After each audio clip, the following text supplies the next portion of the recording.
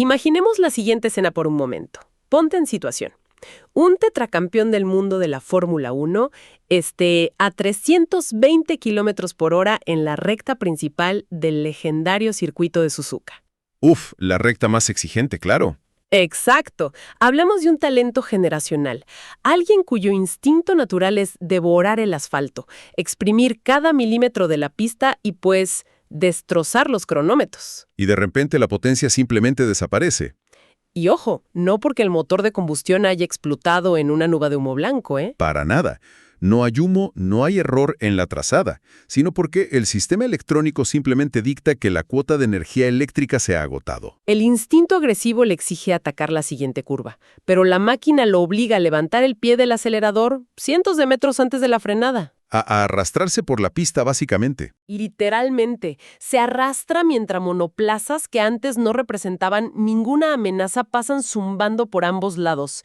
Y esto no es una falla mecánica aislada, es el resultado directo del nuevo reglamento. Literalmente la peor pesadilla de un purista del automovilismo ocurriendo a plena luz del día. Es una imagen brutal y de verdad captura a la perfección la realidad técnica y psicológica que está, fracturando a la Fórmula 1 en este momento. La historia del deporte motor nos ha acostumbrado a ver a las grandes figuras luchar contra sus rivales más acérrimos, o en su defecto, en una batalla solitaria contra el cronómetro. Totalmente contra el tiempo. Sí, pero lo que estamos presenciando en este asombroso e impredecible inicio de la temporada 2026 es un fenómeno muchísimo más complejo. O sea, estamos viendo un piloto en la cúspide absoluta de su carrera luchar contra la esencia misma del deporte. Es un colapso. Es un colapso sistémico. Va mucho más allá de la telemetría y los tiempos por vuelta. Es un choque frontal, violento y público entre la filosofía pura de un piloto clásico y, la nueva era de hipergestión tecnológica de la categoría reina. Ok, vamos a desempacar esto. Porque lo que tenemos sobre la mesa hoy no es un simple bache de rendimiento de un fin de semana malo. Para nada. Es una inmersión a fondo en la crisis más profunda e impredecible que ha sacudido al paddock en la última década. Definitivamente. Para armar este rompecabezas, hemos compilado información exclusiva, análisis puros de aerodinámica y declaraciones directas y sin filtros salidas de los garajes tras el Gran Premio de Japón. Nuestra misión en este análisis es desentrañar cómo una mezcla letal de nuevas regulaciones técnicas, un monoplaza francamente deficiente por parte de Red Bull y una frustración personal asfixiante están empujando al límite absoluto a uno de los talentos más grandes en la historia. Al límite del retiro, hay que decirlo. Exacto. Estamos hablando de la amenaza real, documentada y tangible de que Max Verstappen decida retirarse de la Fórmula 1. Pero, para entender la magnitud de esta caída libre, primero hay que mirar el mapa completo. El ecosistema de la parrilla ha mutado de manera monumental en 2026. Y el cambio ha sido sísmico. Completamente sísmico. La introducción de esta nueva regulación de unidades de potencia, que divide la entrega de energía en un 50% de combustión interna y un 50% eléctrico. El famoso 50-50. Ese mismo. No solo ha barajado las cartas, sino que ha reescrito por completo la jerarquía del deporte. Las distancias en la Fórmula 1 moderna se miden históricamente en milésimas de segundo. ¿Verdad? Perder un par de décimas te cuesta posiciones clave. Claro, te quedas fuera de la Q3 por nada. Exactamente. Pero la información y los datos puros que manejamos desde las entrañas del equipo Red Bull tras estas primeras 3 carreras confirman una hemorragia de rendimiento catastrófica. O sea, Laurent Mekies, el director del equipo, ha tenido que salir ante los medios a admitir, usando sus propias palabras, que se siente mal. Well, que un director de equipo admita eso es gravísimo. Y no es para menos. Los cronómetros confirman que el RB22 está a 1 segundo completo por vuelta de Mercedes y a medio segundo de Ferrari. Y mira, en el lenguaje de las carreras de élite, perder 1 segundo por vuelta no es un déficit, es habitar en una zona horaria diferente. Espera, me pierdo un poco aquí. O sea, si todos los equipos tuvieron que adaptarse al mismo reglamento de motores 50-50 al mismo tiempo, ¿por qué a Red Bull le afecta de una manera tan desproporcionada? 1 segundo de diferencia suena a que interpretaron un libro de reglas completamente distinto al del resto de los ingenieros. Es que esa es la clave de todo este desastre. El problema no es que el motor Ford de Red Bull tenga menos caballos de fuerza máxima que el de Mercedes. No va por ahí. Entonces, El abismo técnico radica en cómo se integra esa unidad de potencia con el chasis y la aerodinámica. En este reglamento de 2026, las baterías son gigantescas, o sea, extremadamente pesadas. Y para compensar ese peso y la resistencia al avance, la aerodinámica tiene que ser sumamente eficiente. eficiencia pura. Exacto. Mercedes y Ferrari entendieron que el coche necesitaba un concepto aerodinámico que permitiera recargar la batería en las zonas de frenada sin desestabilizar el eje trasero.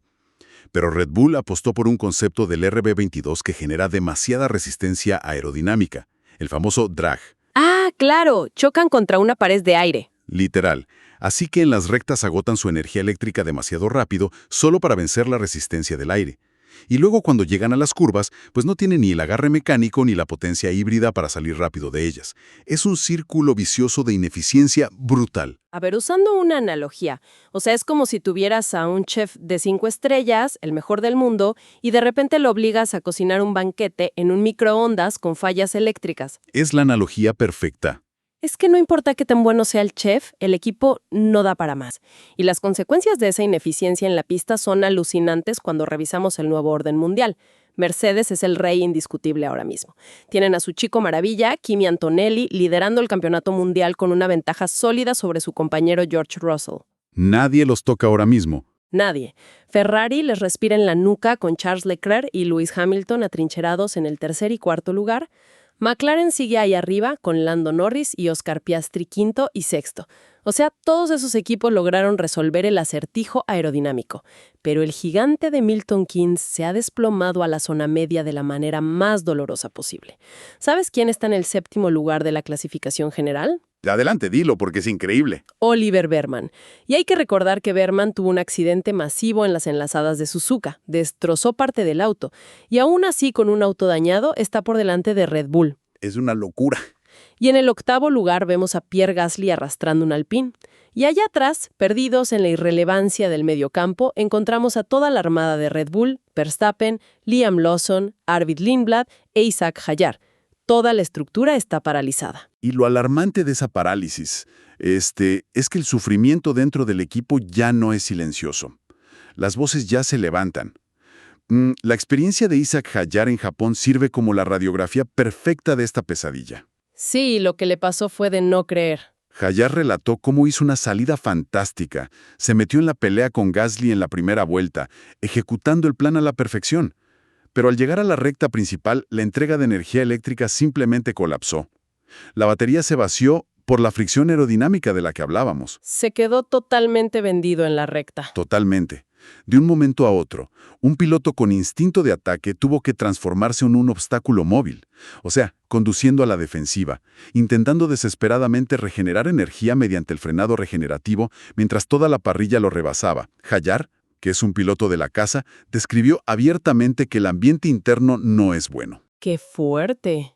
Que un miembro de la familia Red Bull rompa filas para admitir la tensión interna, nos dice que las paredes en la fábrica deben estar temblando en este momento. Es que, imagínate, para visualizar esto es como si tuvieras a un atleta élite corriendo una maratón olímpica, entrenado para mantener un ritmo demoledor de principio a fin. Pero el nuevo reglamento le exige que, por obligación, contenga la respiración durante 10 segundos cada minuto para recargar oxígeno en su sistema. Se vuelve loco. Claro, no importa qué tan rápido sea el corredor. Esa interrupción constante de su ritmo biológico, de su flujo natural, lo va a frustrar hasta llevarlo a la locura. Y esa frustración es lo que nos lleva directamente a la crisis personal de Max Verstappen. Porque, seamos sinceras, esto ha dejado de ser solo un problema de falta de carga aerodinámica. Ha desencadenado una crisis existencial monumental en él. Absolutamente. Y la crudeza con la que Verstappen está articulando esta crisis es lo que tiene al mundo del automovilismo en vilo. O sea, no se está quejando del agarre de los neumáticos o de una estrategia de paradas en boxes como solemos escuchar. No, es mucho más profundo. Sus declaraciones atacan el corazón mismo del reglamento de 2026. Usó una frase que pasará a la historia de esta temporada. Dijo, esto es lo contrario a pilotar. Qué frase tan lapidaria. Lo contrario a pilotar. Es una bofetada a la FIA. Max ha confesado internamente que cada mañana se levanta intentando convencerse a sí mismo de que está motivado para subirse al coche, pero que esa motivación se desmorona apenas llega al circuito y ve los datos. Y para validar este colapso anímico, su propio padre, Jos Verstappen, ha salido al paso declarando que si un piloto no tiene la motivación intacta, es física y mentalmente imposible extraerle el 100% a ninguna máquina, por más deficiente que ésta sea. Claro, pero a ver, en un deporte tan implacable y con tanto ego como la Fórmula 1, esa sinceridad emocional no siempre es bien recibida. Y aquí es donde presenciamos un choque generacional fascinante. La vieja guardia del automovilismo detesta lo que percibe como simples quejas de un campeón destronado. Sí, los analistas más veteranos no le perdonan una. Exacto. Varios expilotos británicos muy respetados, estas voces pesadas que ahora son analistas, lanzaron misiles teledirigidos hacia Verstappen. El mensaje general de la vieja escuela fue brutal. O te vas o te callas. No tuvieron piedad e invocaron el fantasma más pesado posible para cualquier campeón moderno, Michael Schumacher. Uf, la carta de Schumacher. Eso siempre levanta polvo. Y mira, la invocación de Schumacher plantea una pregunta importantísima sobre el papel y la responsabilidad de las superestrellas frente a sus equipos en tiempos de crisis. ¿Tú qué piensas de esa comparación? Pues el argumento central de esta vieja guardia es que el Kaiser jamás habría humillado a Ferrari públicamente durante sus peores años de sequía entre 1996 y 1999. Según ellos, Schumacher trabajaba exhaustivamente a puerta cerrada, golpeaba la mesa en las reuniones técnicas internas, sí, pero ante los micrófonos siempre mostraba una sonrisa protectora y defendía a sus ingenieros a muerte. Una lealtad pública inquebrantable. Exacto. La insinuación directa de estas críticas es que Max no está protestando por un principio filosófico sobre el reglamento, sino que hace un berrinche simplemente porque el RB22 es un coche mediocre y él no está ganando. Para la vieja guardia, el purismo de Max es solo una máscara para esconder su incapacidad de tolerar la derrota. Ok, pero aquí es donde quiero poner el freno y cuestionar seriamente esa postura. Porque francamente me parece una lectura súper superficial. A ver, te escucho. Entiendo la nostalgia por el liderazgo silencioso de Schumacher, de verdad lo entiendo.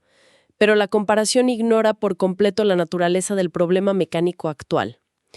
Pensemos en esto de forma objetiva. Si mañana los ingenieros de Red Bull encuentran una solución mágica en el túnel de viento, el RB22 se vuelve repentinamente un segundo más rápido y Verstappen vuelve a ganar carreras con 20 segundos de ventaja, ¿alguien realmente cree que Max saldría del auto diciendo: «Oh, de pronto me fascina gestionar la regeneración de la batería y mirar una pantalla en el volante en lugar de atacar el vértice de la curva»? No, ni de broma. Yo sinceramente no lo creo. Estoy segura de que su desprecio por esta regulación de motores 50-50 es profundamente genuino.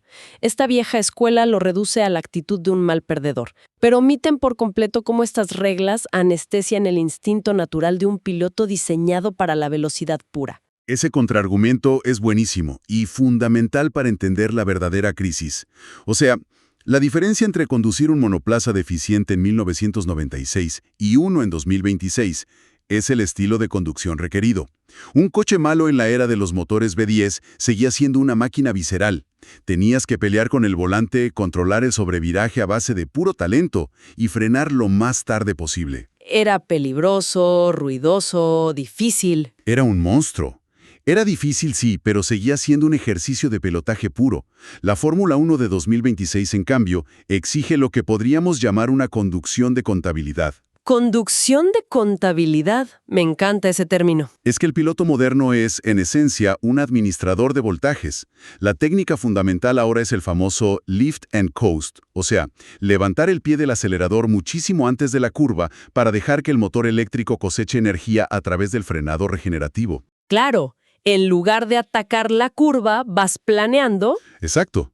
Para un piloto que construyó su leyenda sobre la base de la agresividad implacable y el ataque constante, convertirse en un contador de energía no solo es frustrante, es directamente antinatural. Es una desconexión fundamental entre el hombre y la máquina. Y sabiendo que esta desconexión es genuina, que Verstappen se siente literalmente asfixiado por un reglamento que detesta y que las críticas ferozas de la prensa británica y la vieja escuela no lo van a doblegar, pues la siguiente gran incógnita es logística. El famoso contrato. Exacto. Todo el paddock se está haciendo la misma maldita pregunta. ¿Existe una salida? ¿Acaso tiene Max una vía de escape legal para abandonar este panorama desolador antes de que su actual contrato termine en 2028? Y la respuesta a esa interrogante es lo que tiene la atención al rojo vivo en Milton Keynes. Según nuestra información interna, que siempre ha sido sumamente precisa con el entorno cercano de los Verstappen, sí existe una salida. Ah, el rumor es cierto entonces. Confirmadísimo. Los detalles que manejamos confirman la existencia de una cláusula de rendimiento muy específica, incrustada en ese contrato multimillonario. Esta cláusula estipula que si Max no se encuentra dentro del top 2 de la clasificación del Campeonato Mundial de Pilotos para una fecha límite determinada, la cual sabemos que es en el mes de octubre de este año, él es completamente libre de rescindir el contrato. ¡Wow! O sea, octubre es la fecha fatal. Octubre. Podría, teóricamente, levantarse, entregar su pase de Red Bull y marcharse sin enfrentar ningún tipo de penalización legal o financiera. No está encadenado hasta 2028. El poder de detonar la relación está en sus manos este mismo año. Aquí es donde se pone realmente interesante. Octubre se perfila entonces como el mes del juicio final para la escudería. Pero, a ver, pongamos las cartas sobre la mesa. Si Verstappen activa esa cláusula y decide que su tiempo en Red Bull ha terminado, ¿hacia dónde dirigiría sus pasos? Esa es la gran pregunta estratégica. Porque si miramos el tablero de ajedrez de la parrilla, la opción lógica, la jugada maestra, habría sido saltar directamente al asiento del equipo que actualmente domina a placer, Mercedes. Ha habido coqueteos intensos y públicos entre el entorno de Max y Toto Wolff en años anteriores. Sí, Wolff siempre lo quiso. Siempre. Pero esa puerta acaba de cerrarse de golpe y con múltiples candados de titanio. Toto Wolff compareció ante la prensa recientemente para confirmar que las alineaciones están blindadas. Recordó que existen contratos a largo plazo sumamente lucrativos firmados con el joven prodigio Kimi Antonelli y con George Russell. Les dio todo el respaldo. Y de manera efusiva, elogió el rendimiento actual de su dupla y dejó muy en claro que no existe ni una sola razón deportiva o financiera para alterar ese equilibrio. Y mira, la declaración de Wolff es una jugada de ajedrez político fascinante. Al cerrar esa puerta públicamente, Mercedes le envió un mensaje lapidario a Verstappen. Básicamente le dicen, el tren de los campeonatos ya pasó por tu estación, tuviste la oportunidad de subirte en el pasado y la dejaste ir por lealtad a Red Bull. Ahora el futuro nos pertenece a nosotros. ¡Qué duro! Pero es la realidad del paddock. Claro, y esto altera drásticamente el panorama para Max. Sin un asiento garantizado en la escudería dominante, y sabiendo que equipos como McLaren o Ferrari también tienen proyectos cerrados y estables, irse a otro equipo de la zona media no resolvería su principal queja. Él no quiere reconstruir un equipo en la Fórmula 1. Él quiere competir al límite hoy. No tiene tiempo para proyectos a 3 años. Exacto. Así que la falta de opciones atractivas dentro del paddock nos obliga a mirar hacia afuera. Y aquí es donde la historia toma un giro que roza la ironía pura. Max Verstappen podría terminar corriendo bajo el paraguas de Mercedes, pero a cientos de kilómetros del circo de la Fórmula 1. El sueño de la resistencia. Quienes siguen de cerca la carrera del holandés saben que su verdadera pasión, lejos de las luces y el glamour que detesta, se encuentra en el Campeonato Mundial de Resistencia y las competencias de la categoría GT3. Sí, él vive para eso en su tiempo libre. Él ya no es solo un aficionado a este mundo, ojo. Es propietario y participante de un proyecto deportivo muy serio, aliado precisamente con Mercedes, que ya está compitiendo en circuitos tan exigentes como el Nürburgring. Estamos hablando de un equipo donde colabora con especialistas de peso en la resistencia como Dani Juncadella, Jules Gunnon y Lucas Sauer. Verstappen ha declarado en más de una ocasión que su sueño supremo es conquistar las míticas 24 horas de Le Mans. Y si conectamos este interés con el panorama general de su mentalidad, el rompecabezas encaja a la perfección. Las carreras de resistencia y la categoría GT3 ofrecen exactamente lo que el reglamento de 2026 de la Fórmula 1 le ha arrebatado a la posibilidad de empujar una máquina al límite constante durante cada vuelta.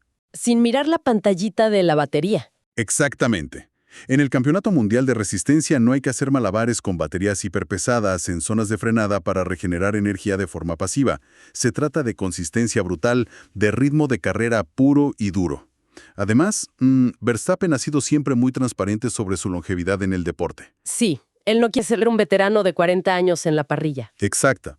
Hace un par de temporadas, tras una línea comparativa con Fernando Alonso, quien a sus más de 40 años sigue peleando en la parrilla con un hambre voraz. Max fue tajante al decir, yo no me veo compitiendo en la Fórmula 1 a los 34 años. Lo tiene clarísimo. ¿Sí? O sea, si el pináculo del automovilismo se ha convertido en una hoja de cálculo sobre ruedas, dar el salto hacia el Mundial de Resistencia no sería visto por él como un retiro prematuro o un exilio. Para nada. Sería una verdadera liberación deportiva. Cable que siempre sobrevive a sus deidades. Nadie es más grande que el deporte. Supuestamente. Juan Manuel Fangio se retiró y el deporte creció.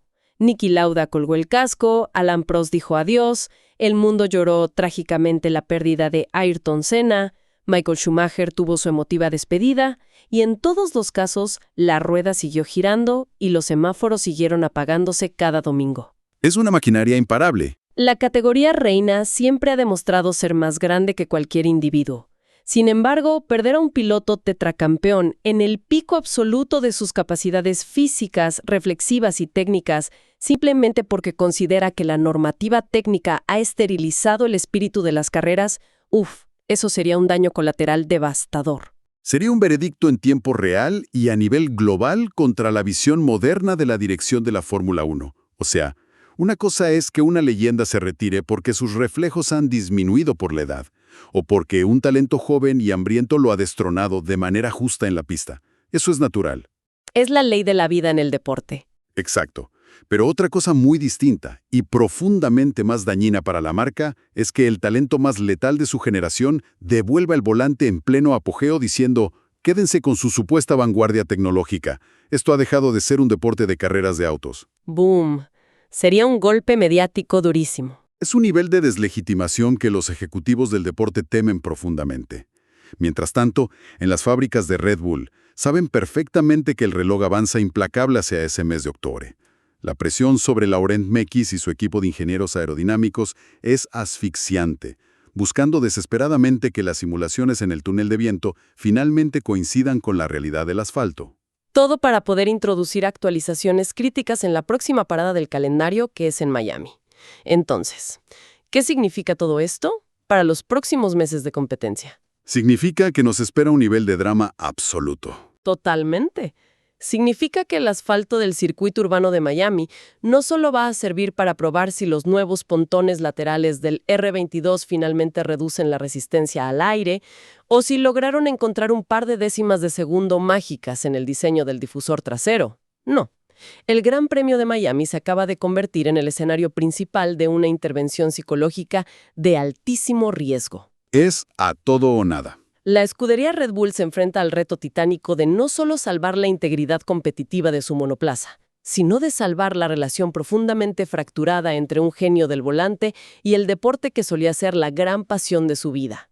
A partir de ahora, cada sesión de entrenamientos libres, cada vuelta de clasificación y, sobre todo, cada queja transmitida por la radio del equipo será analizada bajo un microscopio buscando señales de rendición definitiva o pequeños destellos de esperanza. Es un nivel de escrutinio pocas veces visto, y estoy convencido de que no estamos hablando únicamente de un desafío de ingeniería mecatrónica.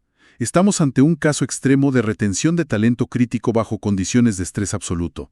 Y para quienes seguimos cada detalle de esta disciplina a más de 300 km por hora, la tensión narrativa que envuelve este campeonato no podría ser más electrizante ni más definitoria para el futuro de la competición. La intersección perfecta entre la velocidad pura, el drama humano, las maniobras políticas en los despachos y un reloj que no detiene su marcha rumbo a la fecha límite de octubre.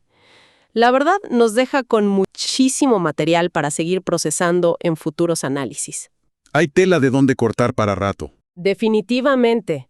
Pero antes de concluir esta inmersión a fondo, hay un pensamiento que resulta indispensable dejar sobre la mesa para reflexionar más a fondo.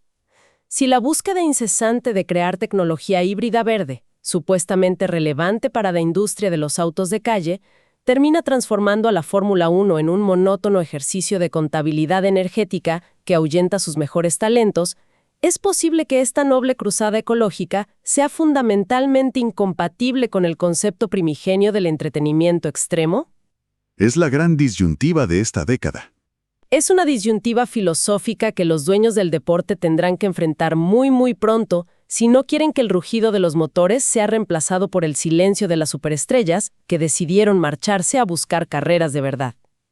Sigan cuestionando todo y nos vemos en el próximo análisis.